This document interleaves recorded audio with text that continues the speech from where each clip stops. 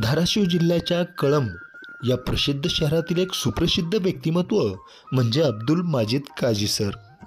ते सध्या कळंब तालुक्यातील मस्सा खंडेश्वरी या गावच्या जिल्हा परिषदेच्या शाळेमध्ये उत्तम प्रकारे ज्ञानदानाचे कार्य करत आहेत। शिक्षण क्षेत्रामध्ये काजी सर यांचे मोठे नाव आहे। विद्यार्थी आणि पालकांच्या हितासाठी ते नेहमीच कार्यमग्न असतात। आदर्श शिक्षक हा विशेष पुरस्कार देखील त्यांना घोषित झालेला आहे। याबद्दल त्यांचे कळंब शहर, तालुका आणि धाराशिव जिल्ह्यामधून त्यांच्यावर शुभेच्छांचा वर्षाव होत आहे। आजवर त्यांचे अनेक विद्यार्थी विविध क्षेत्रामध्ये यशस्वी झालेले आहेत। म्हणून या पुरस्काराच्या निमित्ताने अब्दुल माजिद काजी सर यांच्या आजवरच्या यशस्वी जीवन कार्यावर प्रकाश टाकण्याकरिता आमचे मुलाखतकार संतोष रोकडे यांनी त्यांच्याशी साधलेला हा विशेष संवाद पहा न्यूज 1 महाराष्ट्र वाहिनीवर।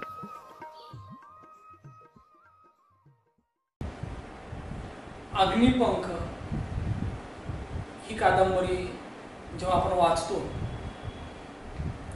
तेव्हा एक लक्षात येतं की APJ अब्दुल कलाम कसे घडले,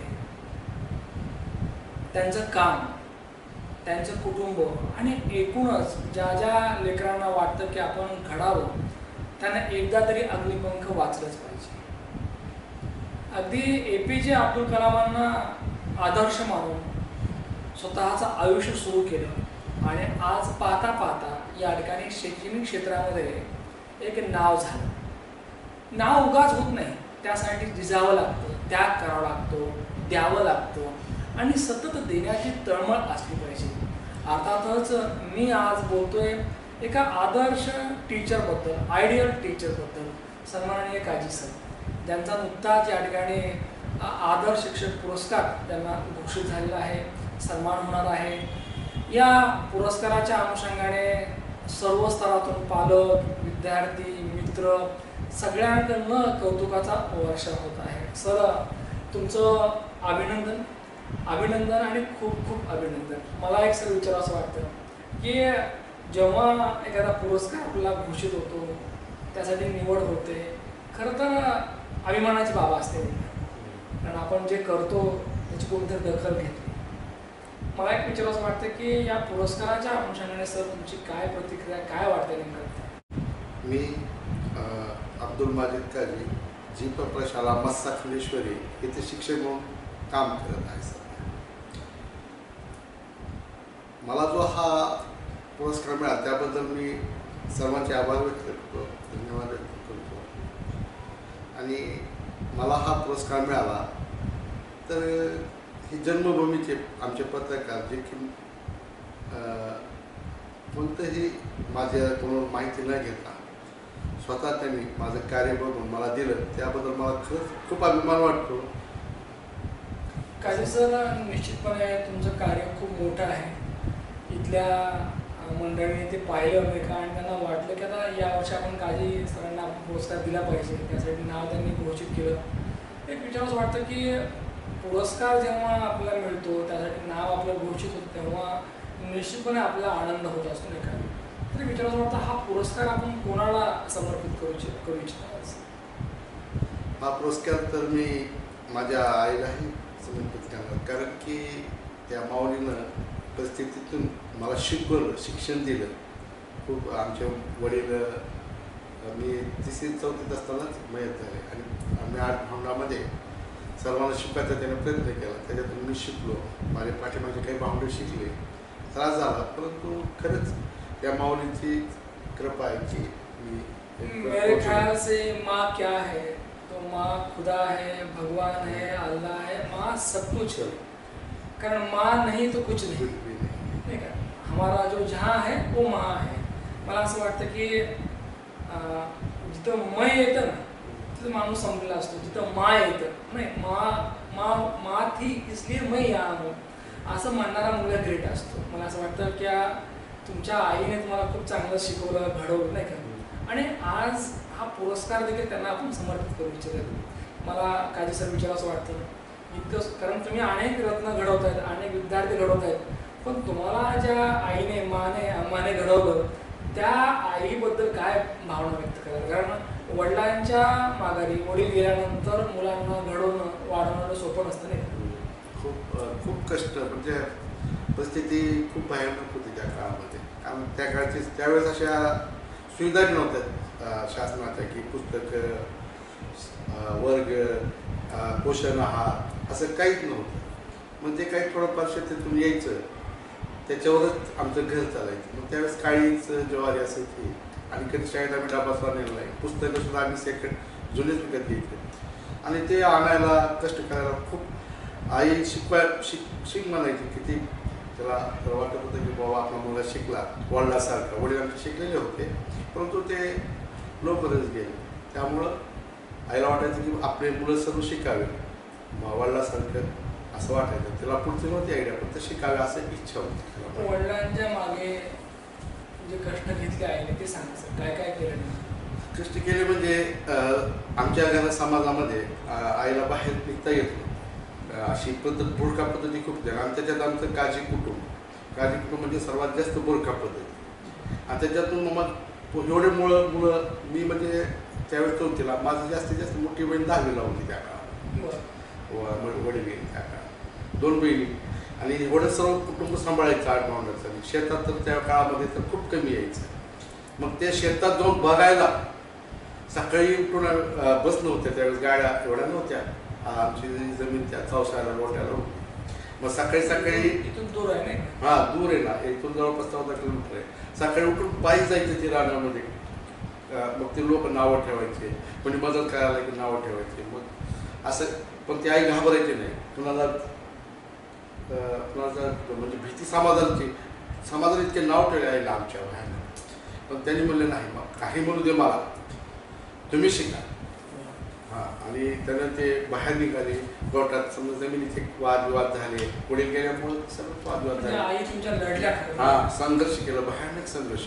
इकडे केसेस चालू, इकडं मुलं सांभाळायचं, ज्याच्याकडून मिळेल तसं मदत प्रयत्न करायचं. कसे ते दिवस होते, कारण फार ते भयंकर दिवस होते. असं वाटतं की शत्रूला बी तसे दिवस होते. कारण त्या काळामध्ये खायला सुद्धा आम्हाला इतकी मुश्किल होती. आईने ज्यावेळेस आणलं घरी खायला काहीतरी, त्यावेळेस ती मिळायचं. इतकी भयानक आवाज. मला असं वाटतं की तुम्हाला त्या दिवसांची जाणीव आहे, आठवण आहे नाही का. आणि त्यावेळेस एक आमची भागीन शेती द्यायची ना, तर बन्सीलाल चौधरी म्हणून दादा होते, शेती करायची आमची. ते खूप प्रामाणिक होते. खरं त्या काळामध्ये आम्हाला जर कोणी साथ दिली असेल तर बन्सीलाल चौधरी म्हणून आज त्यांची आठवण काढतो. खूप सुंदर असा माणूस मनानं. ते मालक म्हणायचा, आम्हालाच कसं वाटायचं. ते यायचे सर्व इमानदार, चला मालक, सर्व मोजून करून जेवढं निघेल प्रामाणिकपणे आणून द्यायचे. मी लहान होतो, मला घेऊन जायचे, चल खेळायला. त्यावेळेस खेळायला जावं लागायचं ना. तर त्या माणसानं स्वतः बसवायचे बाजूला. 8 दिवस मी तिथं असायचं. इमानदार इतके प्रामाणिक प्रामाणिक पाहिलं नाही माझ्या. मला असं वाटतं की चांगली माणसं भेटली की आपण चांगला विचार करतो. मग माझ्या डोक्यात कधीच असं आज बघा मला जरा भावना. म्हणजे त्या काळामध्ये ते जे दादा होते, चौधरी दादा, बंशी दादा, त्यांनी प्रामाणिकपणे तुमची शेती सांभाळली नाही. आई सुद्धा अगदी कोर्ट कचेरी असेल किंवा शेती असेल, त्याने कष्ट घेतले, त्यांनी लढल्या. खरं खूप लढल्या. त्यांना तर इतकं नाव ठेवलं अक्षरशः. सर्व कॅरेक्टर, पण ती आई नाही घाबरला. आई उभा. अभिनंदन तुमच्या आईने तुम्हाला एवढं घडवत चांगलं. सर, या आईने हा संघर्ष केला, अनेक लोकांची बोलणे खाल्ले असतील, परंतु मला असं वाटतं की जेव्हा आपली मुलं आपण घडवतो ना, तर खरा आनंद त्या आईला होतो. मला असं वाटतं की आज हा जो पुरस्कार घोषित झालेला आहे, आई तुमच्या अगदी प्रसन्न असल्या तर की माझ्या मुलाने चांगलं केलं नाही का. कारण आपल्या मुलाने चांगलं करावं ही भावना आईच्या असते. प्रसंगी लोक आडवे येतात, नावं ठेवतात, कोणी काही बोलतं, पण एक आहे की शिकल्याशिवाय पर्याय नाही. हे तुमच्या आईने ओळखलं होत आहे. काय सर, मला एक विचारावंसं वाटतं की अशाही परिस्थितीमध्ये आपण जे शिकला ते सांगा, म्हणजे कसं आपलं शिक्षण झालं. मग वाटायचं की काही विषय कच्चे असायचे त्या काळामध्ये. स्कॉलरशिपला बसायचं, 10 रुपयाचं फीस, ट्युशन नसायची, ट्युशन काही नसायची ना. आणि ट्युशनला गेलो बी एखादं महिना पैसे द्यायला नाही, पण दुसऱ्या महिन्यात पुढच्या महिन्यात जायचंच नाही. असं 10वीपर्यंत झालं. मग पैशाची इतकी अडचण असायची भयानक. त्यावेळेस मला जाणीव व्हायची की पैसे पाहिजे आपल्याला. शाळेचा गणवेश घ्यायला सुद्धा पैसे नव्हते. शेवटी मी बाहेर काम करून एक गणवेश घातला शाळेला. माझी लईच होती, ते मी 10वीला घेतला मी गणवेश. ती होळीच्या दिवशी असे म्हणजे रंगीबेरंगी डबे. जे दप्तर असते, ते दप्तर तर माहितीच होतं. गणवेश, या सगळ्या गोष्टीसाठी संघर्ष होता आणि तुम्हालाही माहित होतं की घ्यायचे कसं नाही का. सर मग नोकरीच्या दिशेने म्हणजे कधी असं वाटलं होतं का की आपण शिक्षक होत असं कधी असं? नाही, इच्छा होती की ते कोर्ट कचेरी आई करत यायची, मला वकील व्हायची खूप इच्छा होती. अच्छा, म्हणजे काजी सरांना कधीतरी ॲडव्होकेट व्हायचं होतं नाही? हां, आणखी वकील व्हायचं, कारण ते कोर्ट कचेरी बनवलं इतका त्रास बनवला असं वाटतं. आईचा त्रास तुम्ही पाहिला होता. बरं, पण विचार असं वाटतं ज्या कोर्ट कचेऱ्या झाल्या त्यात मग त्या लढाईत आईला यश आलं का? आलं थोडंफार, परंतु ते अजून मिटलंच नाही. 50 आमचे वडील गेले तर त्याला आई आता वय झाले, थकले येतात ते, मग ते भांडण नाही मला बघ काय भांडून केसेस मध्ये जाऊ दे. मला आता पोरं सर्व उभारले, तुझे पोरं उभारले ना, आता काय केसेस करून सोडून दे म्हणलं सर. मग ती आता कुठे शांत झाली.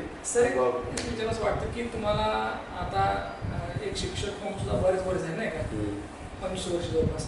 तर या एक विचार असं वाटतं की कधी काय असं म्हणजे ठरलं होतं का की आता आपण म्हणजे शिक्षक व्हावं. मग हे शिक्षक झाला कशा नेमकी ते सांगा, म्हणजे काय केलं त्यासाठी?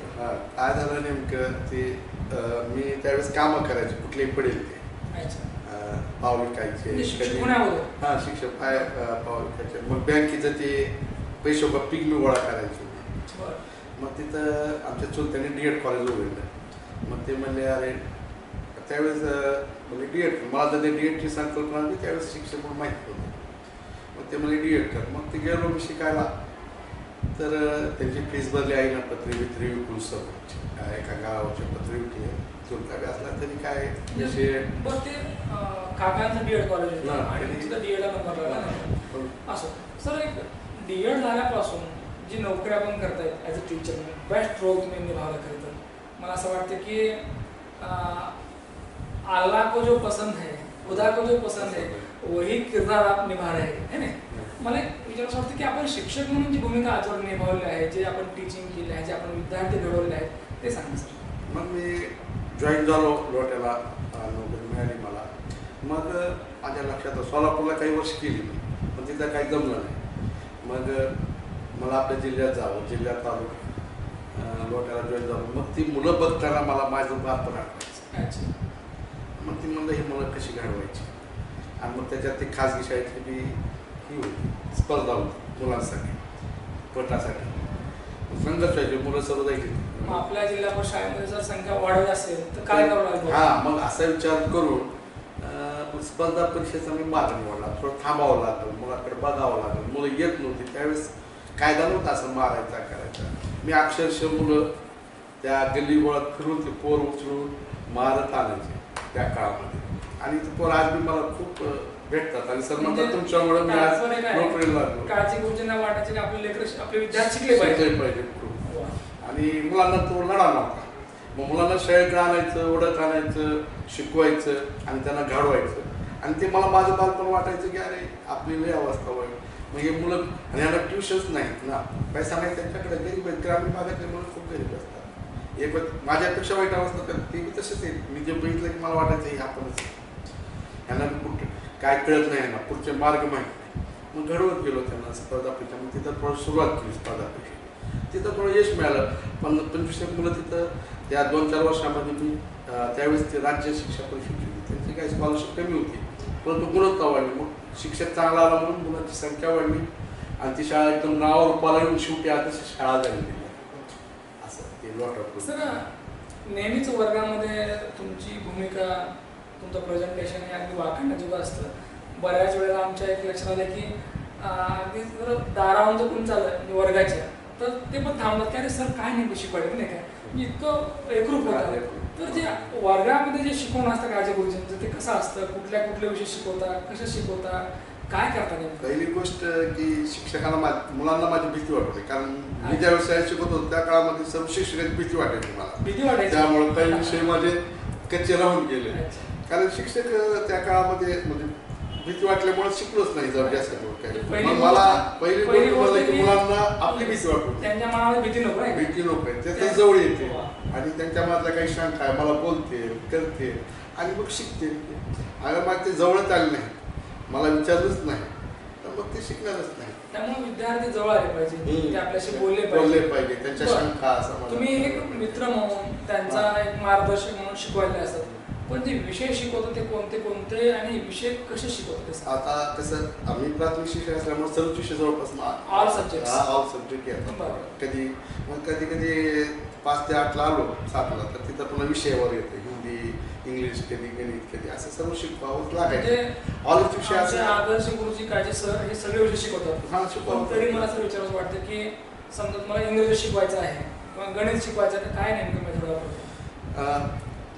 माझी एक पद्धत होती की आपण विद्यार्थ्यांना शिकवतो ही संकल्पना चुकीची होती. अच्छा. शिकवत मुलं शिकत असतात. मला ते माझ्या लक्षात आलं की स्वतः मुलं शिकत असतात. आपण काय करायचं फक्त काय त्या पुस्तकाचे शब्द कुठे अर्थ कुठे, काय डिक्शनरी शोधतो, तिथं आहे तिथं आहे, आणि ते मुलं शोधायचे, स्वतः अभ्यास करायचे, आणि मी फक्त दिशा दाखवायचं काम करायचं. मी असं आता आपण किती हुशार आहे त्यापेक्षा ती मुलगा किती हुशार होऊ शकतो, ती किती शिकू शकतो ते स्वतः खूप शिकतात. आणि विशेष म्हणजे आज मी ते ट्रेनिंगला आलो, तर आजची जी शिक्षण पद्धती आहे ती मी 20 वर्षापासून चालू आहे माझी जवळपास. काय पद्धतीने आजची पद्धती अशी झाली की तुमची पद्धत सांगा. की विद्यार्थी स्वतः शिकतात, वा.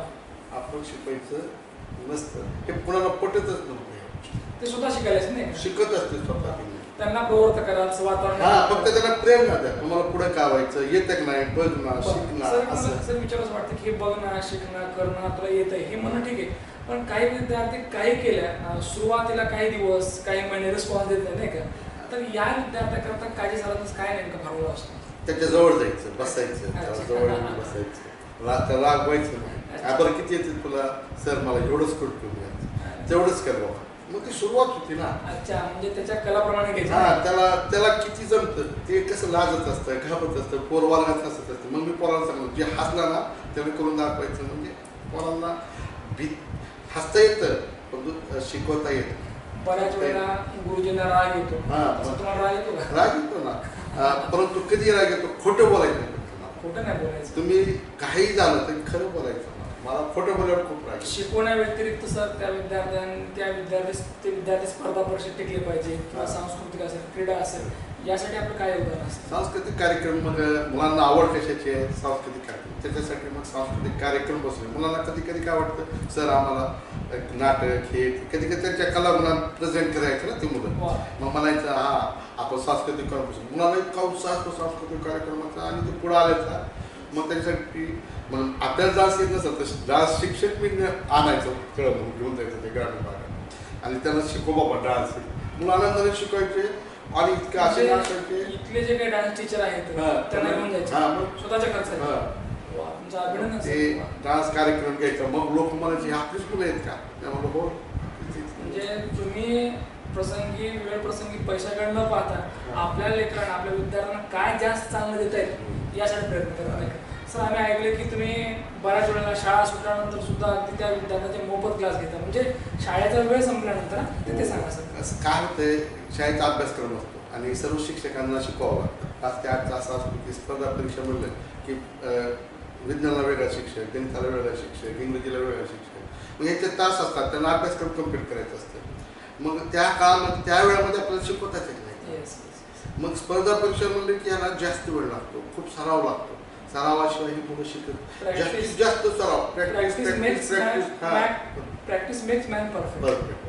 आणि त्यांच्याकडून सराव करून मग थांबावंच लागतं आपल्याला. ते का असं बसल्यावर आता वेळ किती जातो कळत नाही. कधी कधी 8 वाजायचे मला असं. आणि मग ही बी वेळ कमी पडायचं म्हणून शनिवारी रविवारी पूर्ण दिवस, दिवाळीच्या सुट्ट्या, उन्हाळ्याच्या सुट्ट्या सुद्धा मी दररोज त्यांचे जे क्लास आहेत ते संध्याकाळी 8 पर्यंत घ्यायचे. 6 आता समजा तिथं लाईट असली 8 वाजायचे घरी यायला, 6-7 वाजेपर्यंत अंदा उजेड येतो पण घ्यायचं. पुन्हा लाईट लावली, लाईट लावून काय वेळेस घेतली. म्हणजे शनिवार रविवारी घ्यायचं. शनिवार रविवारी सुट्ट्या, दिवाळीच्या सुट्ट्या सोडल्या नाही, उन्हाळ्याच्या सुट्ट्या तर सोडल्या. मला असं वाटतं की इतकं अगदी हरवून जाणं स्वतःला फार अवघड असतं नाही का? कारण मग जास्त त्याचं आउटपुट येतं ना, त्या मुलांना पैसे मिळाले ना, मला खूप आनंद वाटतो. आता पण किती विद्यार्थी सर पास झाले स्कॉलरशिप? आतापर्यंत काय आठवत नाही, 300च्या जवळपास गेले. 300 विद्यार्थी. मी न्यूजवर महाराज चॅनल पाहत असलेल्या तमाम लाखो प्रेक्षकांना सांगू इच्छितो की गुरुजी असावेत तर काजी गुरुजीसारखे सरांसारखे त्यांच्या आजवर 300 नाही तर याहीपेक्षा जास्त विद्यार्थी विविध स्पर्धा परीक्षेमध्ये त्यांनी यश मिळवलं आहे. मला असं वाटतं की अशा गुरुजींना न्यूज वन महाराष्ट्र चॅनलने अगदी सल्यूट केलं पाहिजे. सर निश्चितपणे तुमचं काम खूप कौतुकास्पद आहे. सर विचार असं वाटतं की आज एकूण या प्रवासात किती वर्ष झाले? जवळपास 25 वर्ष झाले ना. निश्चितपणे आज जेव्हा मागे वळून बघतो तेव्हा तुम्ही शिकवले विद्यार्थी आज काय करतात? आज खूप पुण्याला उद्योजक आहेत, काही बिझनेस आहेत, सर्व्हिसला डॉक्टर आहेत, इंजिनियर आहेत, कोण येतात मला आज बी येतात. सर झालो, इंजिनियर झालो सर, पिंपरी चिंचवडला एक गव्हर्नमेंटला क्लास 1 झालेत माणूस. गोंद्याला मुलगी NMS स्कॉलरच आहेत मुलं सर, ते डॉक्टर मेडिकल म्हणजे गोंद्याला गव्हर्नमेंट मेडिकलला लागले. अशोक मुंबईला आहे, पुण्याला आहे, इस्लामपूरला आहे, मेडिकल कॉलेजला इंजिनिअरिंग चांगल्या टॉपला. कुठेही गेले की ते आठवणीत माझं नाव करतात, सर मी इथं आहे बरं का, आले की भेटतात. मला असं वाटतं की आजचे कर्म का फल भी अच्छा होता है, बच्चे याद रखते नहीं. बहुत याद रखते. आज जेव्हा सर या ठिकाणी एवढं अचिव्हमेंट केली आहे, मला असं वाटतं काही सरांनी काय कमवलं असेल तर अनेक विद्यार्थ्यांची दुवा कमवत नाही का सर. आज अशा या प्रसंगी आता सर्व्हिस किती वर्ष राहिली? अजून 3 वर्ष 2027 रिटायर. काय वाटतं तुम्हाला की जेव्हा सर्व्हिस संपली तेव्हा काही सरचा रोल काय असेल? काय नाही, विद्यार्थ्यासाठीच आता कळमला चालू केलं मी आता सध्या, तेही मोफतच. मोफत. आणि जेवढं जमलं तेवढं मी जास्त विद्यार्थ्यासाठीच पूर्ण आयुष्य जोपर्यंत मी करत आहे तोपर्यंत या माझं थांबणार नाही विद्यार्थ्यासाठी. आईने एवढे कष्ट घेतले, खूप काबाड कष्ट केले आणि प्रयत्न केला. कारण सरांचे वडील त्यांचं लवकरच निधन झालं होतं, परंतु वडिलांच्या पाठीमागे आईने कुटुंब सांभाळलं, चांगले संस्कार दिले आणि मुलांना शिक्षणाचं महत्त्व सांगितलं की बाबांनो शिका. त्यांचे वडील देखील शिकलेले होते. काजी सर अगदी या पूर्ण प्रवासामध्ये पाव विकला, अनेक बँकेत काम केले, अनेक छोटी मोठी कामं केली, पण हाल सोडले नाहीत. आणि आज आईला जे वाटत होतं की लेकरांनी शिकावं, त्यांनी स्वप्न पूर्ण करून दाखवलं. मला असं वाटतं हा विजय आईचा आहे. येस, ये जीत माँ की है. कारण आई जेव्हा लढते, आई जेव्हा घडवते, आई जेव्हा दुवा देते, ती दुवा खाली जात नाही का. आणि आज मला असं वाटतं की हा पुरस्कार खरंच या ठिकाणी त्यांच्या आईला त्यांनी जो समर्पित केला तो योग्य आहे, त्याचबरोबर त्यांचे विद्यार्थी आणि पालकसुद्धा. सर मी एवढंच म्हणेन की या पुढील काळामध्ये तुम्हाला विद्यार्थ्यांना तर चांगलं शिकवता यावंच, त्याचबरोबर तुम्ही तुमच्या आईची पण चांगली आणखी सेवा करावी यासाठी खूप खूप शुभेच्छा. निश्चितच आयडियल टीचर, बेस्ट टीचर काजी सर यांची घेतलेली मुलाखत प्रेक्षकांना आवडली असेल. परत भेटूया पुढच्या मुलाखतीमध्ये. तोपर्यंत पाहत राहा न्यूज वन महाराष्ट्र चॅनल.